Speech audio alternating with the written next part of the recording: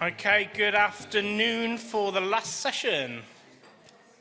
Okay, last session, last push. I won't say we saved the best till last, but we have something very exciting for you now. So just to let you know, feedback is always at the centre of what we do at Retina UK. Following the success of the last two professional conferences, we've listened to all of your feedback. And one thing that we've seen over and over is people asking to learn more about the conditions that we support, how it impacts people, what the symptoms may be, what the current research is. So you've asked for it, and we're going to deliver. We have with us this afternoon Silva. Sam is a consultant ophthalmologist at Oxford Eye Hospital. She has a number of accolades. She has more letters than the DNA code itself that comes after her name. And she's a huge part of some of the work that we do. So get your questions ready. If you're at home with your questions, remember to put them in the Q&A.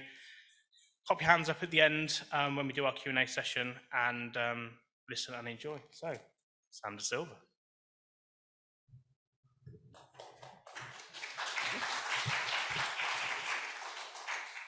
Thank you. It's a great pleasure to be here today, this afternoon, and in person finally, after a long time when we've been all sitting at home behind our computers. So I've been given the mammoth title of Types of Inherited Sight Loss, Features, Impact, Research, which is probably everything we know about inherited retinal disease in an hour. So I'll try to keep it as simple as possible and to stick to the sort of key points and give you an overview of these conditions. But of course, I'm happy to answer questions at the end if you have more specific things you'd like me to elaborate on or further details.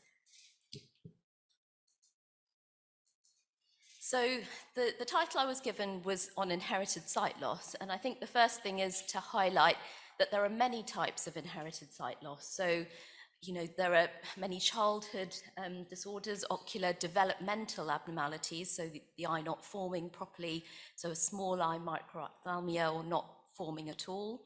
The cornea can be affected, so corneal dystrophies. You can get congenital cataract that's inherited forms of glaucoma and optic neuropathies. But the focus of this talk will be inherited retinal disease. But I just wanted to sort of set the context in that there are many other forms of inherited sight loss which we see in our community as well. So to go back to basics, for those who may not have thought about anatomy of the eye ever or for a long time, so if you imagine the eye really is a bit like a camera, and the back of that camera is lined by a camera film called the retina, which picks up the picture and captures it for us to be able to interpret. And the light sensing cells at the back of the eye that do that job are the rods and the cones predominantly. And so these cells capture the light and turn that into an electrical signal, which is then passed through the retina, up the optic nerve into the brain. And ultimately, it's the brain that makes us see, that interprets that visual signal. So in a healthy retina, we have a nice, healthy layer of the blue cells that are on the image that you can see, rods and cones. Whereas in inherited retinal degenerations, there's usually a genetic change either in the rods or the cones or the cells that support those, the RPE, which leads to progressive degeneration, so loss of those cells, ultimately leading to visual impairment and in some patients, legal blindness.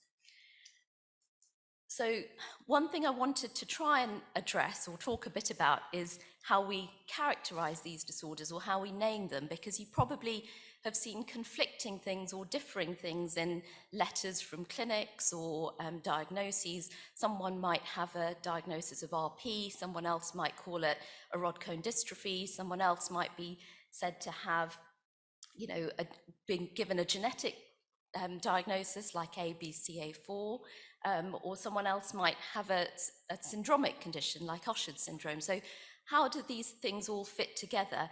And ultimately it is confusing. So, you know, it's confusing for everyone. So don't be worried if you find these terms difficult to understand and interpret. So to try and set the context, I just wanted to go back a step.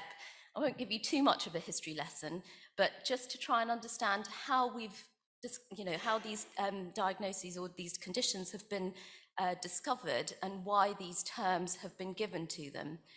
So we can classify these terms basically in three ways. One is by description, so description of what they look like and how they affect our patients.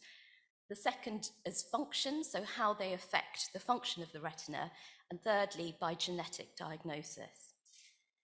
So these descriptions have been around for a long time. So the first description of RP was in 1853. This ophthalmologist Van Tricht used a very primitive ophthalmoscope to look through the pupil. And actually, the picture you can see at the top is his original drawing of what he saw. And it's actually pretty accurate in terms of being able to visualize the changes within the retina, sort of more than 170, well, nearly 170 years ago now. And it was a few years later that the term retinitis pigmentosa, or RP, was coined. So really that stayed with us all this time, even though in 1857, nobody really knew, what the underlying disease was or how, the actual mechanism of it. They just could tie together the symptoms and this retinal appearance. Again, around the same time, the diagnosis of Leber's congenital amaurosis was given, and this was a description of a blind child with nystagmus, amaurotic or non-reactive pupils, and congenital RP. But the disease, even though it was described back in the 1860s, the disease was only named in 1957. At a similar time, choroideremia was named. So another ophthalmologist looked through, again, just purely with a direct ophthalmoscope, and saw this different appearance at the back of the eye, where the retina and the choroid all seemed to have degenerated or disappeared, and they called that choroideremia, barren choroid. And finally, Stargardt's disease. So a little bit later, when we had a little bit more understanding, this ophthalmologist Carl Stargardt described an autosomal recessive macular dystrophy with characteristic appearance of flecks that we know at the retina.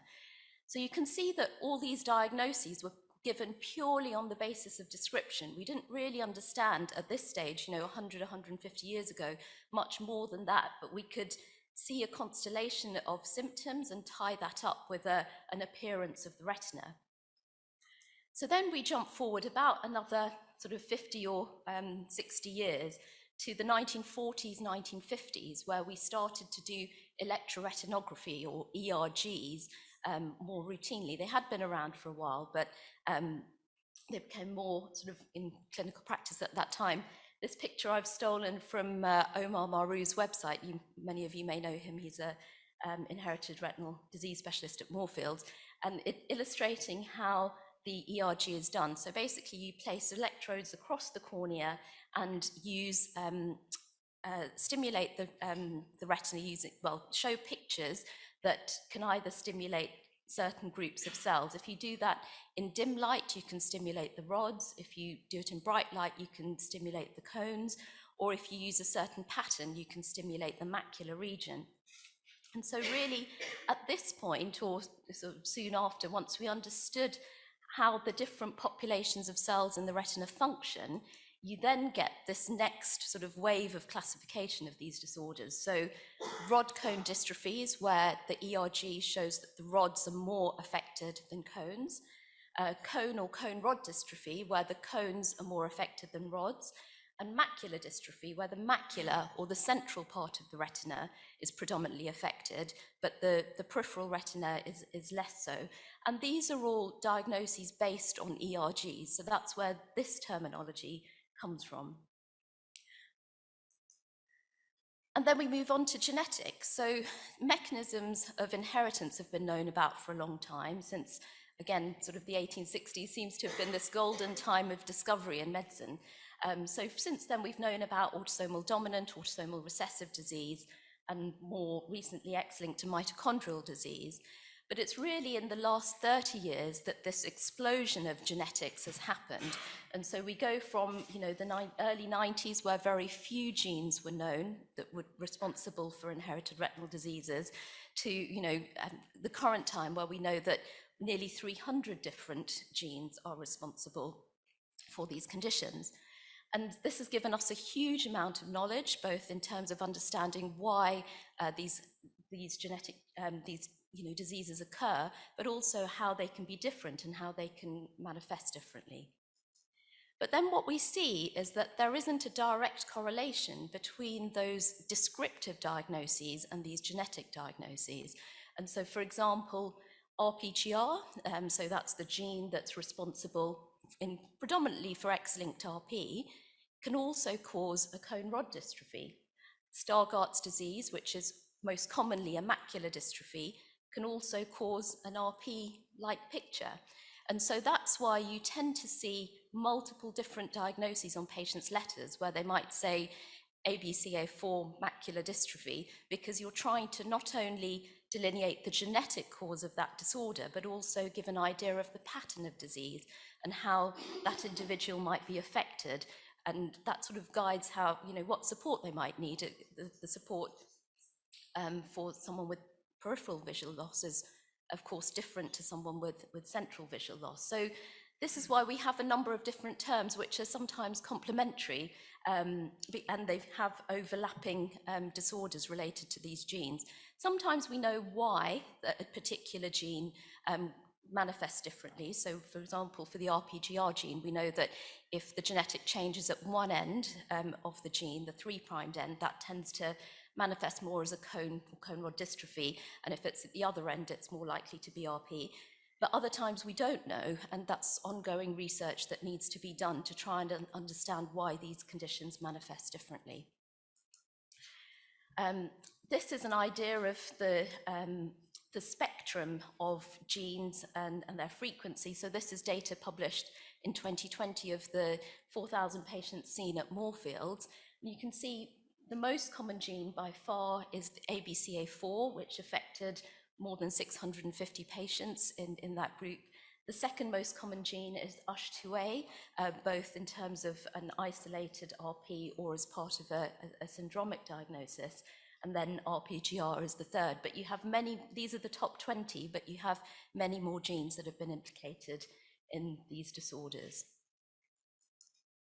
So I just wanted to sort of go through some of the key diagnoses or key conditions, again, trying to keep things as simple as possible, but giving you some relevant information. So every ophthalmologist finds different things useful, to be honest, but I quite like this electrophysiological categorization of rod cone, cone rod, and macular dystrophy, because it tells you not only it's not an umbrella, it is an umbrella diagnosis, but it does tell you a bit more about how that retina is being affected and what symptoms might manifest.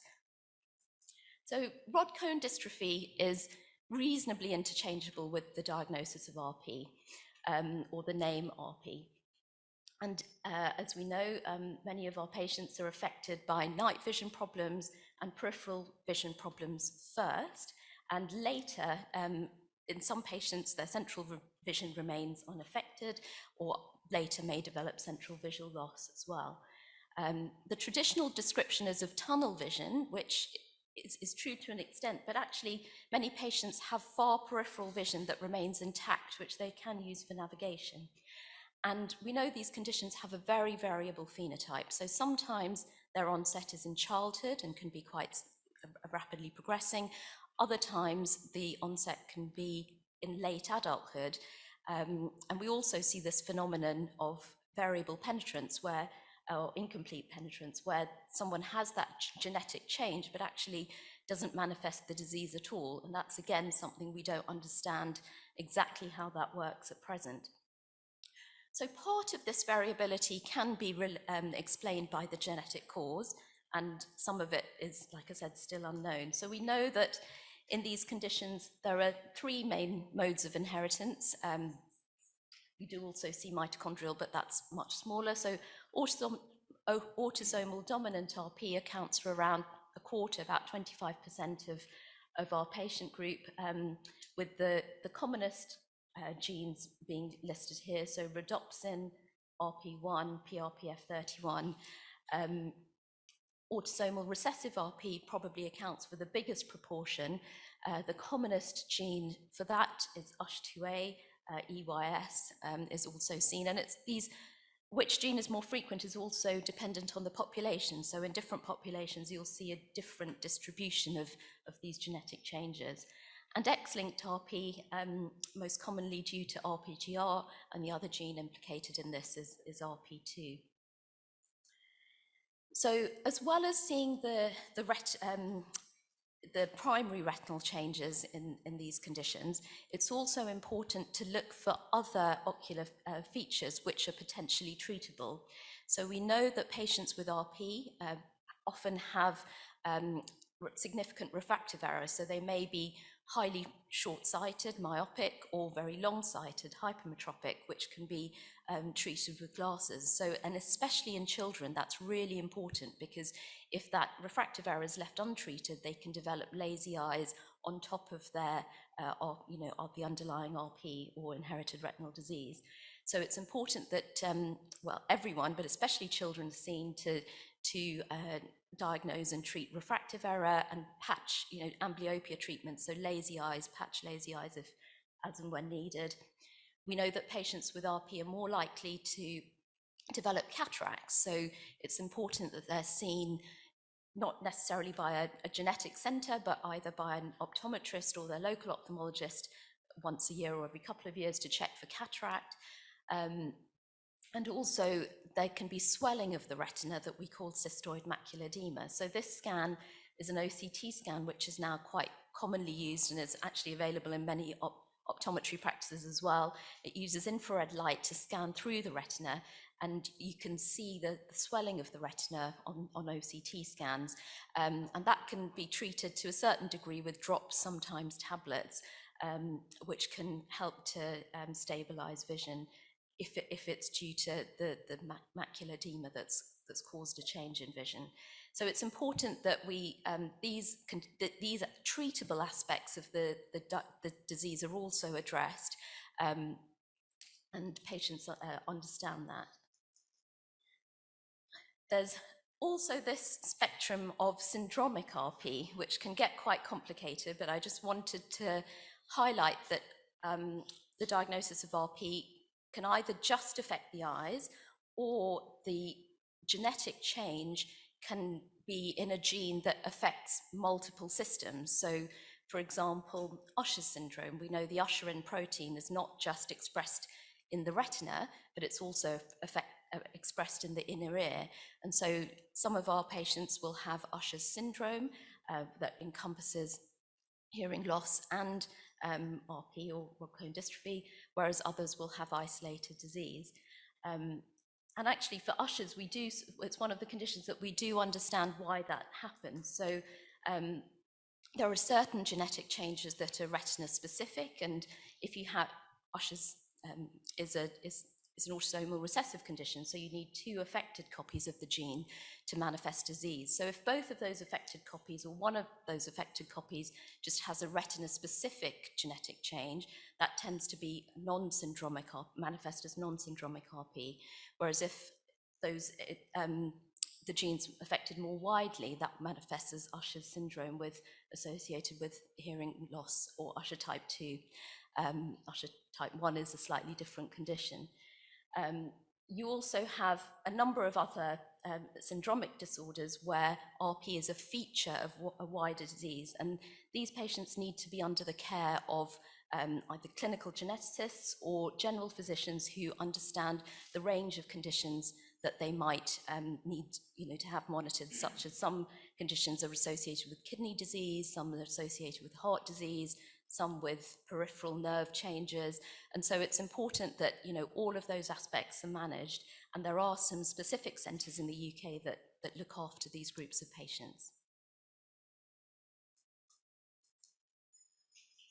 So choroideremia I've put here, although it's slightly different, of course, to its classical RP. This is an X-linked condition, so an X-linked recessive condition. It's quite rare, but we know increasingly more about it because of the gene therapy studies that have been ongoing over the last few years. So again, this group of patients experience a progressive loss of night vision and peripheral visual field loss, but they actually maintain a very small island of central retina until very late in the disease. So technically, we see patients who have a very good visual acuity, even in their 50s or 60s, even though they have very little peripheral visual field to rely on. And that's related to the choroideremia CHM gene encoding the REP1 protein. Another sort of group of conditions is those that have an early onset. So Leber's congenital amaurosis, and you may hear that interchangeably being used with early onset severe retinal dystrophy.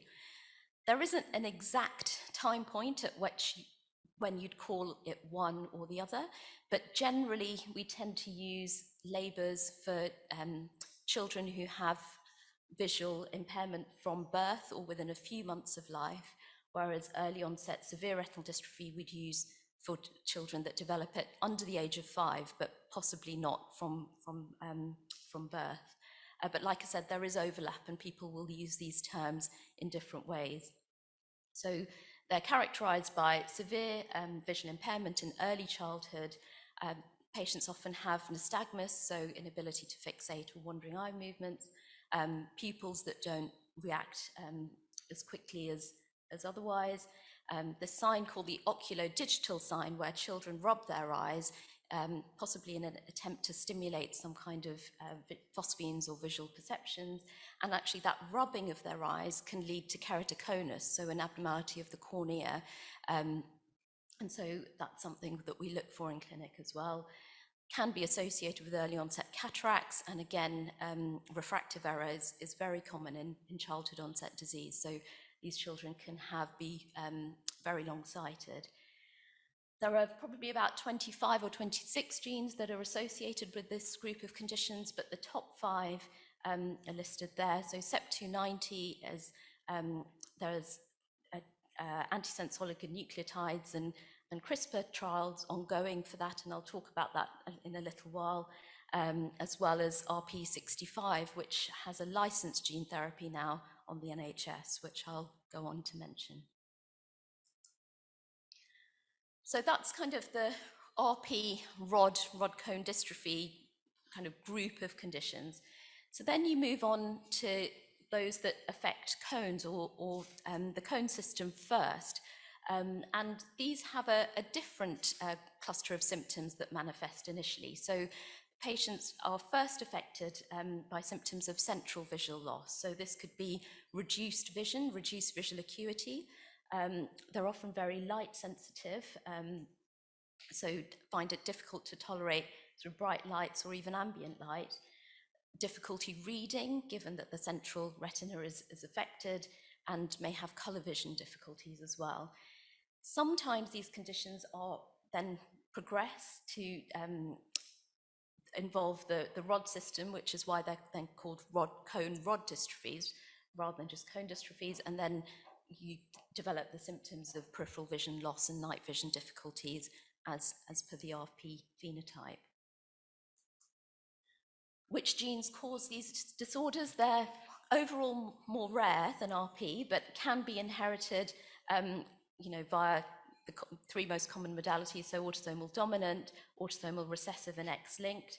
In terms of autosomal recessive disease, this is ABCA4 is the most common gene, and X-linked RPGR. Autosomal dominant disease is split more widely across a few common genes. So then you move on to the third kind of category of conditions, which is macular dystrophy. And these are conditions that predominantly affect the central retina, so the macula, which is the part of the retina that we use for seeing faces, reading, fine details, and so on. And so again, these patients present in a similar way to those with cone dystrophy, but with reduced visual acuity, sometimes light sensitivity, although it's not quite as much of a feature always, and then again difficulty reading and seeing fine details, often in low contrast environments. So the commonest macular dystrophy by far is Stargardt disease, or related to the ABCA4 gene, but there are also several other macular dystrophies, such as Best disease, X-linked retinoschisis, Sorsby's, dominant drusen, and pattern dystrophy, including several others. So, but they all tend, in terms of symptoms, would manifest initially in the same way. Sometimes macular dystrophies can be complicated later on by a growth of abnormal blood vessels in the same way that wet macular degeneration happens, and that can be treated with injections. So that component of the macular dystrophy, we warn patients that if their vision suddenly drops or if they develop sudden distortion in their vision, to seek, come to eye casualty or seek ophthalmology help urgently, because they may have that small component may be treatable for their condition. So just to highlight Stargardt disease, given this is the most common macular dystrophy, or the most common inherited retinal disease overall. So this is an autosomal recessive condition, and arises because of a protein that doesn't function properly within the rods and within the photoreceptors. That protein normally helps us to export toxic waste material from these cells. So if the protein doesn't work properly, you get a buildup of these toxins, and these you see deposited as flecks or at the back of the eye and in the retina. And it has a very variable phenotype. So we see children with early onset disease in children, and sometimes there's a second peak in early adulthood, and sometimes patients don't present until their 40s or 50s. And it's usually because of a different genetic change. So children have severe genetic genetic changes that affect the gene function more severely, so that stop it from expressing a protein that we call null mutations, whereas the late onset group of patients have milder genetic changes, which means they have some functioning protein that gets them through to sort of late adulthood without too much of a problem. So I've talked about these progressive retinal dystrophies. Just for completeness, really, it's important to be aware that not all inherited retinal disease gets worse. So there is a group of patients, it is much smaller, with stationary, or what we call stationary disease, which means it doesn't tend to progress from that point of diagnosis. And there are two main groups of that. There's congenital stationary night blindness, where you have a congenital defect in your rods, and you have achromatopsia, where you have a congenital defect in cones. So achromatopsia, again, people have heard of more recently because of the ongoing gene therapy trials for this condition, both in the UK and in Germany, and now in the US. It's an isolated genetic defect in the cone system, and patients present in early childhood with reduced vision, nystagmus, and light sensitivity. So you can tell from that cluster of symptoms that that sounds similar to the sort of early onset severe retinal degeneration group of patients. So actually it's really important to see these children. We can differentiate the two on the basis of the electrodiagnostic testing often, and of course genetic testing. So it's important to see these children and give them a diagnosis, because it's a much different diagnosis to know that actually you have this vision problem, but it's probably going to stay the same, versus you have a genetic diagnosis or an inherited retinal disorder that's going to get worse. And we know that there are sort of 6 main genes that cause achromatopsia. The top 2 of those are CNGA3, CNGB3 are the subject of gene therapy trials at the moment.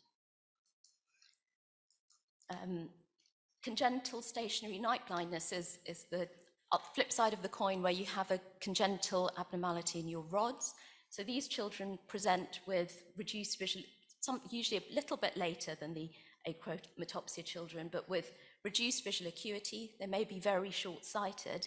Some have difficulty seeing in the dark, but it's not in all cases, which is actually quite surprising given that the rods don't work fully. They might have nystagmus or strabismus.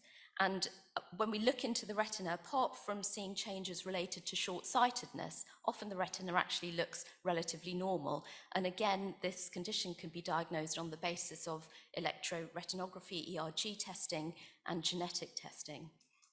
So we know that there are a number of genes, so a number of modes of inheritance, X-linked being one of the most common, but can be autosomal recessive or autosomal dominant as well. And so genetic testing will help us to identify that. So again, identify these stationary conditions so we can tell parents that actually we don't think that this condition is likely to be progressive in this, in at least the medium term. So there are a number of sources of information. Retina UK, of course, has a brilliant website with a lot of details about these conditions, but there's also the Gene Vision website, which was set up by Maria Mussaji, who's a consultant in London, you may know, and there's a whole information page for patients as well as specifically for professionals on each of these disorders. So if there's something that you want to look up, if you have a patient in front of you that you're not quite sure, you can, as well as looking at the Retina UK website, you can get more information from this one as well. So I've tried to keep things simple, but like I said, there is much more information available on all of these disorders. So really then moving on to managing our patients, what can we do? What can we do to help them and support them? And I know you've heard a lot already this morning about the different aspects, but I just wanted to summarize from what we might do in clinic or how we might direct our patients. So as we've discussed already, it's really important that patients are referred to a centre where they can get more information and discuss options such as genetic testing or genetic counselling. And really just to update you as to where, that things have changed over the last few years and, where we are with all of this. So if we think about our genetic code, we have about 20 to 25,000 genes that our DNA encodes. And in the past, what we would do is specific genetic testing. So if we saw a patient and it looked like they had Stargardt's or ABCA4, we'd send off a blood sample just to test for that particular gene, because that's really, testing anything was difficult, and so you'd want to target your approach. Over the last few years, we've had what we call panel testing, where certain laboratories have offered testing for the genes that we think are most likely to be involved. So for example, Manchester had a panel where they tested 176 genes that we know are implicated in inherited retinal diseases. And that gave us a result, a genetic testing result in about 50 to 60% of patients, either because because we don't know the underlying gene and it's not included in that panel, it might not have been discovered, or the technology we have may not be able to find that genetic change.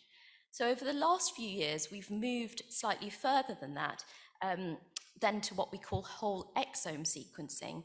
And what that means is in every gene, you have a bit that codes the protein called the exon, and another bit in between called the intron, which kind of regulates things. And so whole exome sequencing looks at the exon, the kind of interesting bit in every single gene in our body. So all kind of, 20,000 genes or so, or whatever, to try and see if we can pick up a genetic diagnosis in other genes that we wouldn't expect, or other areas of the genome that we wouldn't be looking for. And now we've moved to whole genome sequencing, which technically sequences everything. So the exons, the introns for all the genes in our bodies. So since last year, that whole genome sequencing is available on the NHS. So when we see a patient in clinic, we would take a blood sample. They would see someone like Sean for consenting for that process and going through all the risks and benefits and how that would help. And then we send the blood to a centralized laboratory. Actually, in practice at the moment, they're not looking at everything because whole genome sequencing generates gigabytes or probably even terabytes of data, and someone has to filter through all of that to try and find the diagnosis. So at the moment, what we're doing is specifying which of these areas we'd like them to look at first, and then the bioinformaticians will target those areas. So it's not like a full blood count where you send off the blood and then the machine looks at it and it gives you a result. Someone needs to go through that data, have a look, analyze it. There are now computer programs that will do that as well, and then a bioinformatician will validate that and look and see whether that genetic change fits what we know in the literature, or if it doesn't, whether we think it's disease-causing or pathogenic or not. So it's quite an involved process from the data science point of view, but we are now moving into whole genome testing. And still, like I said, we're actually not looking at everything for every patient. It's much more targeted than that, but the data is out there. So potentially, if a new gene gets discovered in 5 years' time, we could go back to that and with that patient's consent, have a look to see if a diagnosis could subsequently be made. Unlocked Genetics, you've heard about already, but it's got a fantastic range of resources about how to refer patients for genetic testing. So please do look at that. And there's a range of information on there. So benefits of genetic testing. We did talk about this briefly already, but why should patients have genetic testing? And as we've said, it's not, when patients come to clinic, it's something that's offered to them, but anyone can refuse it at any point. It's not mandatory. Patients can go away, think about it. That's a very open discussion. But why do we think that it's beneficial? Well, firstly, it helps us establish a genetic diagnosis, which for some patients can help them understand their disease process or disease condition better. And for us, it helps us to give a better idea of their prognosis, how vision might change over time. Because as we've heard, these conditions are very variable, and by knowing the underlying gene associated with the RP, for example, it might help us to work out how things may change. But it's individual to that patient, of course. By knowing the mode of inheritance or the specific genetic change, it may give us a better understanding of how family members may be affected. It can also help family planning if needed, now that we can do pre-implantation genetic testing on the NHS. So if patients are very interested or worried about that aspect of things, we can refer patients on to those services for further counselling and advice. And of course, there are now many clinical trials that are ongoing, and those all recruit on the basis, or the majority recruit on the basis of having a genetic diagnosis. So by knowing the underlying gene, some patients may be eligible to take part in a clinical trial, and there is now one licensed gene therapy for one inherited retinal disease. So RP65 related disease, which I'll come on to in a moment. As we've mentioned, it's also really important to manage the other eye conditions, such as cataract, macular edema, refractive error, and so it's important that their patients are seen not necessarily by an inherited retinal disease specialist, but by an optometrist or an ophthalmologist to look for those things. When patients come to clinic, we can offer to register them as visually impaired. They can access low vision clinic services and be given advice or support on assistive technology. And I'm sure you're all aware that there's an incredible explosion of these of this technology over the last few years. So we've got applications such as Seeing AI, which allows you, Be My Eyes, so work in different ways, but allow you to, Be My Eyes has a volunteer that helps you to describe what you're seeing in front of you. You've got things like Zoom text that allows you to enlarge text, and things like smart glasses, which are also being developed in research outlets. So there's a lot of support that patients can be directed to, as well as, of course, some patients might not be even using things like iPads or text-to-speech on iPads, or all those sorts of things. So our low vision services can support with that, as I'm sure you're involved in. In terms of children, their educational needs and support in the educational system is really, really crucial to ensure that they can get the maximum out of school and they have the maximum support they need.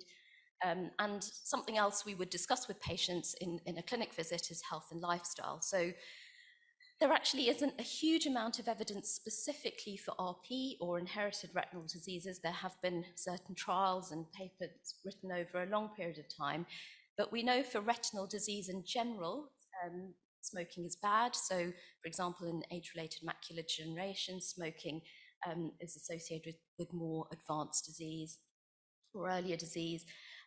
We'd advise patients to have a healthy, balanced diet, so lots of antioxidants, to avoid vitamin A supplements, especially if they have Stargardt's disease, because we know that Stargardt is involved in the retinal cycle, the vitamin A cycle at the back of the eye, and overloading that with vitamin A supplements can lead to more advanced disease and toxic deposits.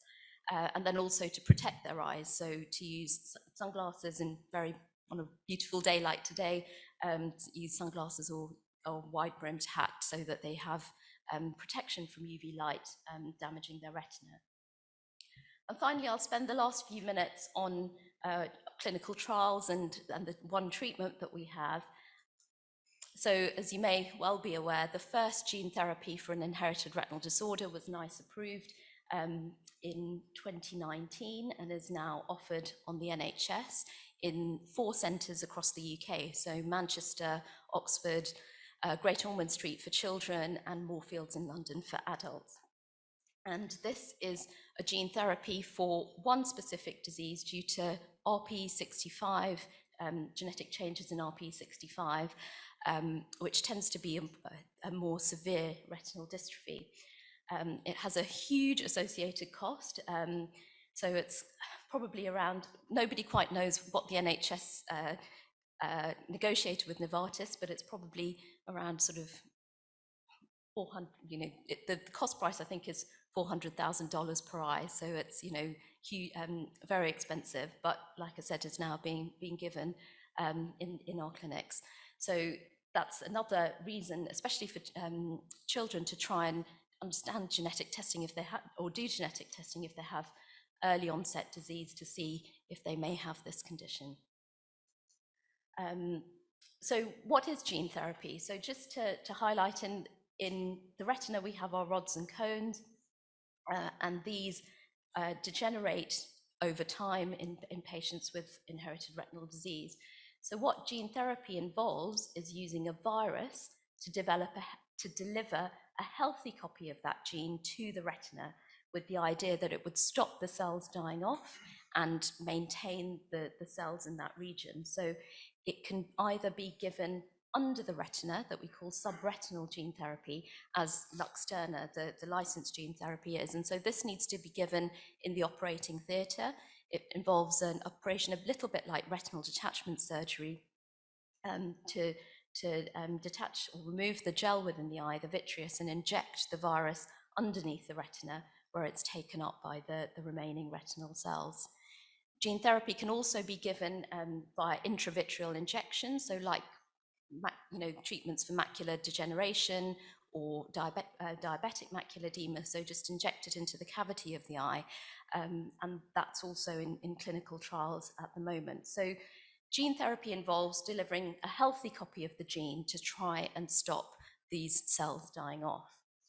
But gene therapy has its limitations. So the gene's delivered by a virus that doesn't cause disease, but that virus can't carry every gene. It's quite small, and some of these genes are very big, and so you literally physically can't fit them in these viruses to deliver gene therapy. So there are other approaches that have been developed over the last few years to try and address these problems. Sorry, I missed out the slide. This is a summary of gene therapy trials for inherited retinal disease that are either currently ongoing or have completed recruitment around the world. So you can see that there's a number of different clinical trials that are ongoing. So yeah, this is what I meant to go on to. So the antisense oligonucleotides, this is another approach that is being trialed at the moment. So this is currently in clinical trials for a form of Leber's congenital amaurosis caused by the CEP290 gene. And so what happens normally is we have our genes, as I mentioned, you have exons and introns. When the gene is expressed, the middle bits, the introns, get removed. You just get your exons left that form your RNA, and then that is expressed as a protein. However, sometimes that process can go wrong, and the bits that should be cut out, the introns or bits of the introns, are left in, and that means that the protein doesn't work properly and the photoreceptors accumulate toxic material and then are damaged. So what these drugs do, they help to revert back to the process that should happen to stop the abnormal introns being incorporated and the normal process to go back to having the normal process again. And this is now there are two ongoing clinical trials, as mentioned. One's for CEP290 and the other's for patients with USH2A with a specific genetic change in exon 13. So we're waiting to hear data. The Sirius trial is currently recruiting, so we're waiting to hear what the outcomes of that will be. Gene editing is another big area, which is very complicated, but essentially involves cutting out the bit of faulty DNA and repairing it in the cell itself. And I'm only just going to, I know I'm running out of time, but just going to say that there is one clinical trial ongoing for CRISPR or gene editing for a form of RP due to CEP290 again. That's run by Allergan, and they've reported some primary data which shows safety, so the drug was well tolerated in the eyes that were injected, and some, they haven't specified what, but some visual outcome improvements in a few patients. So again, we're waiting to hear data from that. And there are also various trials of oral medications. So for Stargardt's disease in particular, there are at least 4 different forms of oral therapies that are in clinical trials to see if you can at some point modify this abnormality in the visual cycle and stop this buildup of toxic materials. So people are approaching these problems from multiple dimensions to see if we can try and stop degeneration. But some of our patients already have very advanced retinal degeneration, so the photoreceptors may have already gone, and then there's no point or there's no advantage in reintroducing a healthy copy of the gene or trying to correct that genetic defect if the rods and cones aren't there. So another approach is optogenetics, so to try and introduce a light-sensitive protein into the remaining retinal cells and see if you can restore vision in patients who already have advanced vision loss. And there are currently 4 clinical trials ongoing around the world using those approaches to see if they can restore vision, either using gene therapy alone or in combination with what we call a visual prosthesis, so a pair of glasses that stimulates those proteins in the appropriate way. So that's my whistle-stop tour of the landscape of inherited retinal diseases. I've hopefully tried to sort of explain that, that it is complicated in terms of how we classify these disorders. We do this sometimes via description, looking at their function or their genetic diagnosis, and all of that provides complementary information to build up a picture of how these disorders affect our patients. Please do make sure patients are referred to centres where there's a team that is experienced in these conditions to be able to provide as much support as possible and genetic testing if those patients should so wish. And one thing to say is now with whole genome sequencing, that genetic testing can actually be done at their local hospital as well. So the blood can be taken anywhere potentially and sent off. But we would advocate that they are plugged into the genetic counselling system where they can get expert support. And as I've highlighted, the management of our patients is multifaceted. It involves all the professionals in this room and online to try and augment every aspect that we possibly can to try and minimize the impact of these diseases for our patients. Thank you.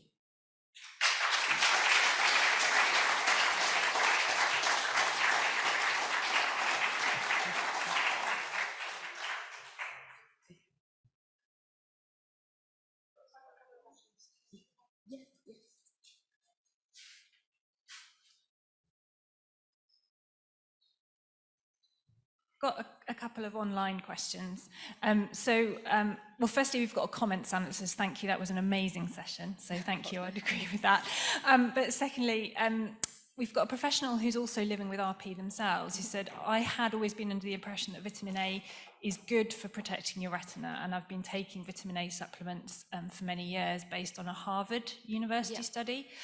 Conversely, I had thought that vitamin E was harmful. Can you comment on that at all?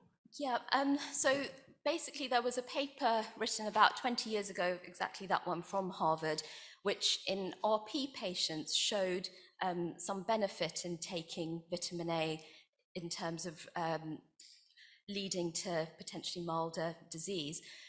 Nobody's ever been able to repeat that. So that's it was a well-done trial, but one, it's not been replicated, and two, the outcomes they used were things like visual fields and electrodiagnostic testing, which is quite variable. So now it's difficult to know how to interpret that paper 20 years on with the advances in genetic testing and imaging and so on. So we tend not to advocate actively taking vitamin A based on that paper alone. For Stargardt's patients, it's, we would advocate them to not take vitamin A quite actively. With RP, it's difficult because that's the only paper that's out there. So that advice is, is no longer actively given. Is there anything about vitamin E? So again, that paper also looked at vitamin E. Again, we wouldn't normally advise any supplementation. So just have a normal, healthy, balanced diet, and then you would probably get enough of the vitamins that you require. I've got another question from online, if nobody else has a question at the moment. Are you aware of any recent research or research at all on the CNGB1 gene? I believe it's fairly rare. So I can't remember the data off the top of my head, but that's something I could get back to them. Okay, yeah, thank you.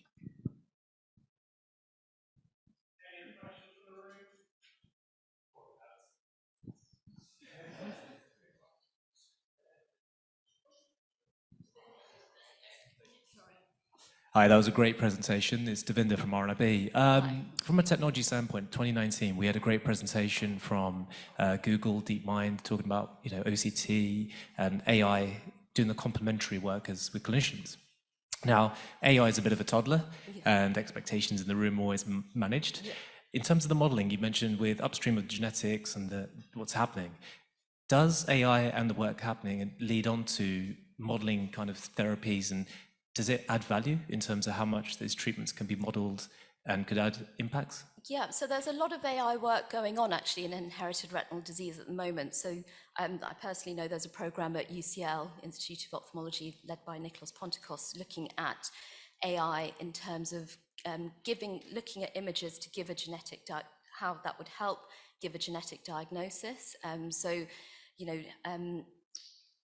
Access to genetic testing is not as wide as we want it to be. So if you could make a genetic diagnosis from a picture in itself, would that be better and less, more accessible worldwide potentially? So people are looking at AI from that perspective, but also the next step would then be to try and, exactly as you said, model these diseases to see how they progress over time. Because if you have thousands and thousands of retinal scans, that would be more informative than an individual clinician trying to assimilate that data and predict.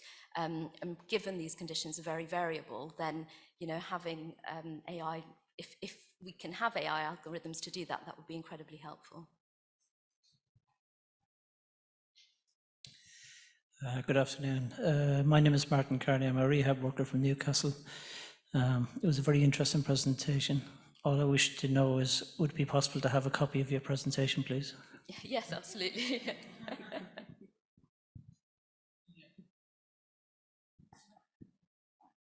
Right, so I got RP with tunnel vision, and is there anything out there to cure, or if anyone's got RP, is there anything working out there at the minute for curing it or operating it? So in terms of clinical trials, it's partly dependent on the underlying genetic diagnosis. So it depends on which gene is affected as to which, if there are any trials that you could be eligible for. The only licensed treatment, like I said, is for RP65 related retinopathy.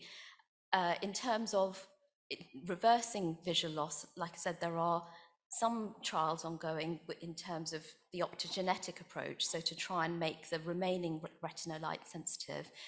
People have in the past have tried retinal implants to do a similar sort of thing, and then there's also stem cell work that's currently ongoing, but there was a clinical trial of stem cells, which I think at the moment is halted, but there are ongoing research programs. But the main thing in the clinical domain for advanced disease at the moment is the optogenetic gene therapy. But again, they're all clinical trials rather than approved treatments. So at this point, it's really trying to understand safety and whether there's a signal of improvement, and then that would then need to go on to broader trials to try and take things further.